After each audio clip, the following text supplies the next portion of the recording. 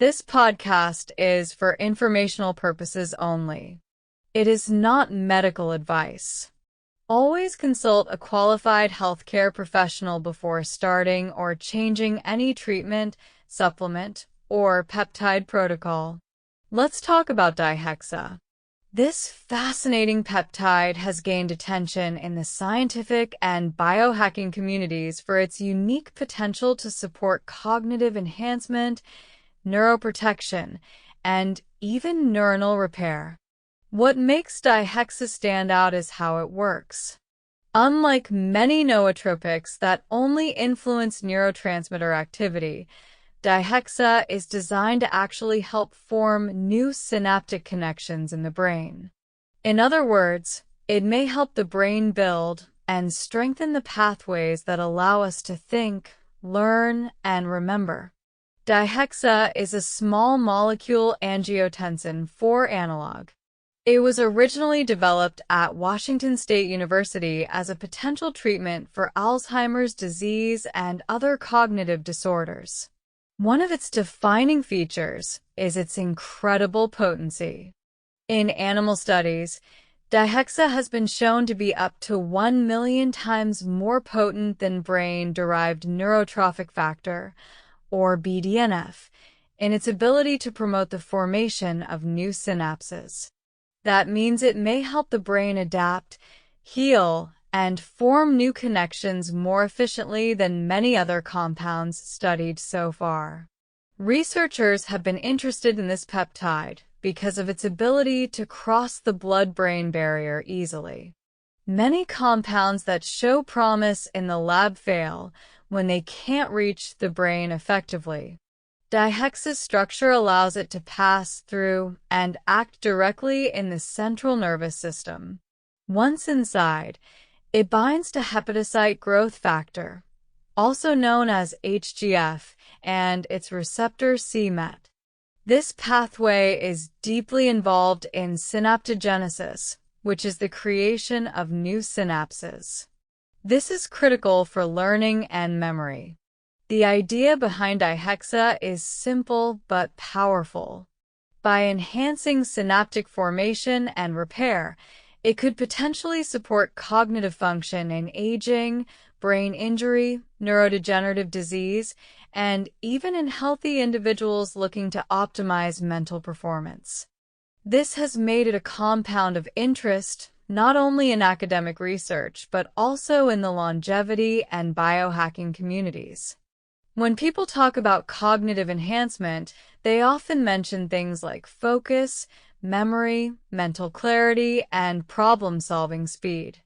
Dihexa is thought to impact these areas by strengthening the physical connections in the brain that support those abilities.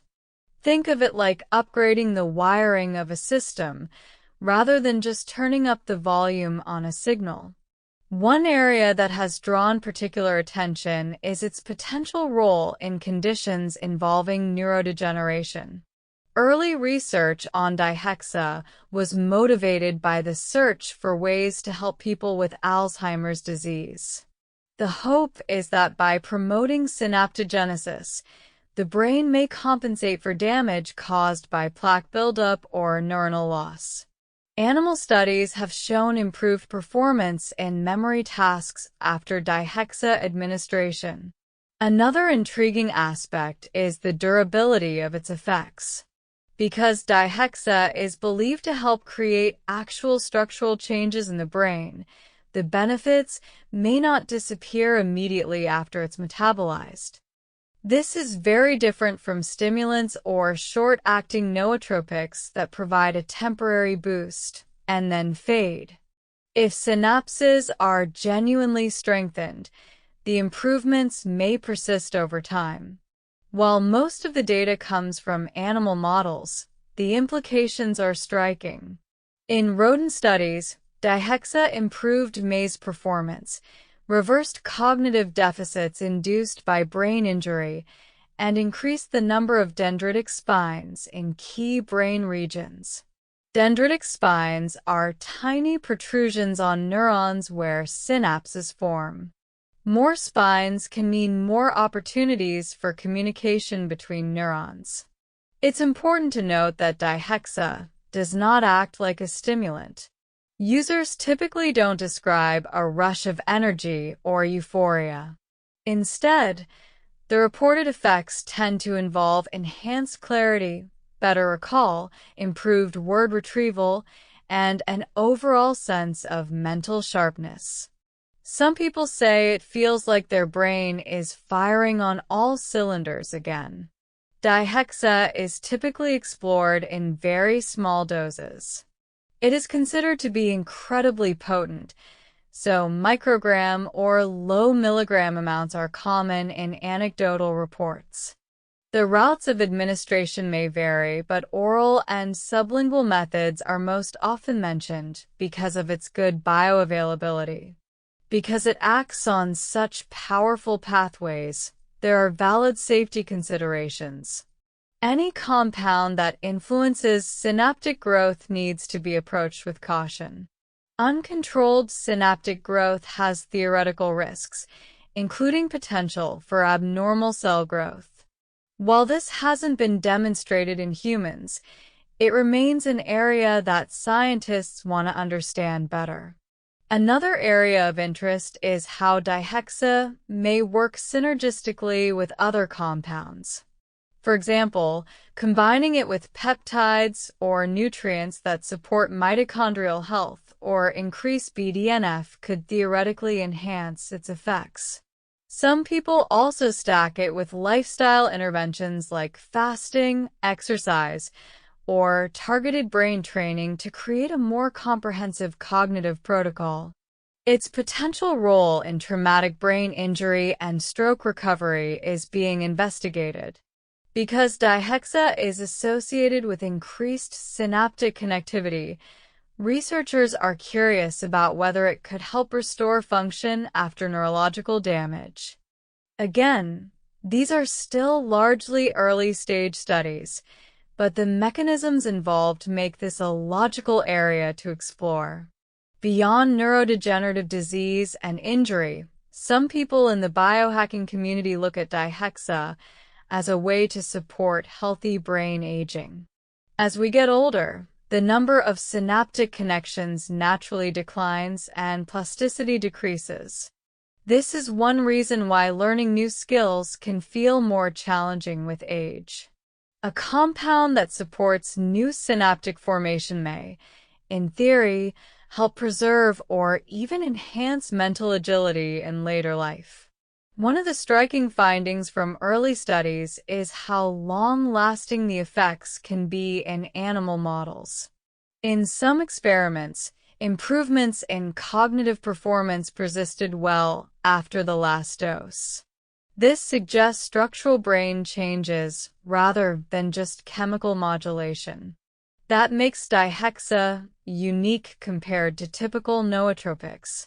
It's also worth noting that Dihexa does not appear to significantly alter dopamine or serotonin signaling directly. This may reduce the risk of tolerance and withdrawal seen with many compounds that act on neurotransmitter systems. Instead, it's working on the foundation of neural architecture. Dihexa's potential role in enhancing learning has also caught attention. Synaptogenesis is at the heart of acquiring new skills and memories. If the brain is more capable of forming new synapses, it may also be more responsive to education, training, or therapy. This opens doors for future applications in rehabilitation, skill acquisition, and cognitive optimization. Despite the excitement, it's important to emphasize that Dihexa is still considered a research compound. There is not yet extensive human clinical data, and much of what is discussed is based on animal studies or anecdotal experiences.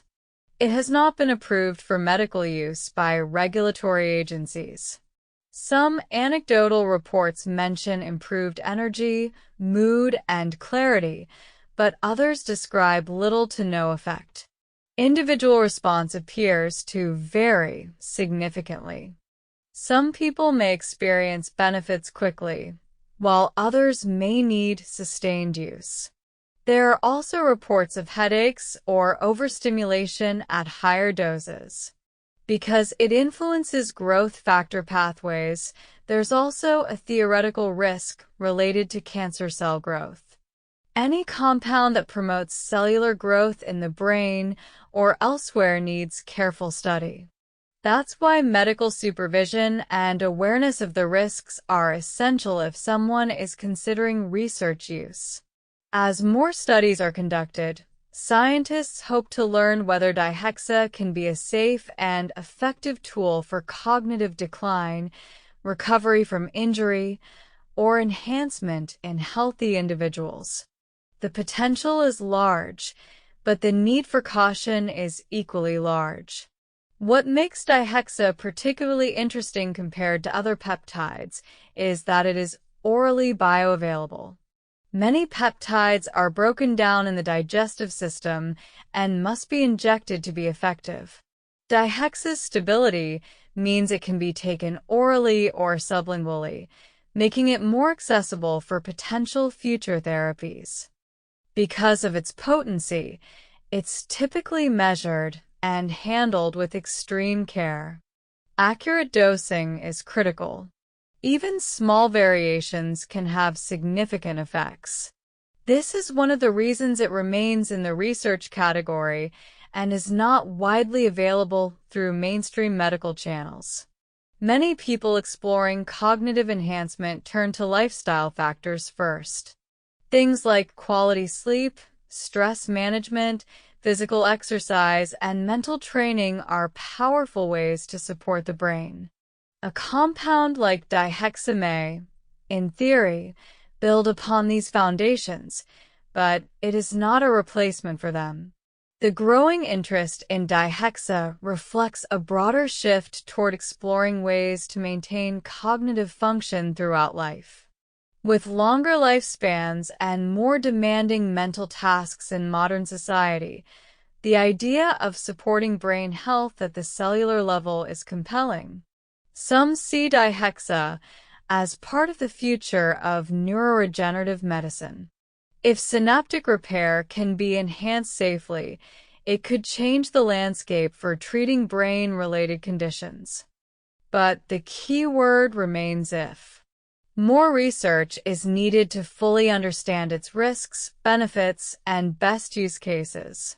A common theme among users is patience. Because Dihexa is thought to work by building and strengthening neural connections, its effects may accumulate gradually. It's not typically described as something you feel immediately like caffeine or other stimulants. Instead, people may notice improvements in focus, clarity, recall, and word retrieval over days or weeks. As interest grows, regulatory and ethical questions also come into play. How should such a powerful compound be used responsibly? Who should have access? How do we balance enhancement and safety? These are the kinds of questions that accompany all new and potentially game-changing cognitive technologies. For now, Dihexa remains a fascinating compound at the intersection of neuroscience, longevity, and nootropic research. It may one day play a role in helping people recover cognitive function or extend their mental peak years. But it's important to approach it with respect, awareness, and a clear understanding of the current scientific limitations. This information is for research and educational purposes only. It is not a recommendation to use or obtain Dihexa. Always consult a qualified healthcare professional before making decisions about your health. Thanks for listening, keep learning, and stay curious.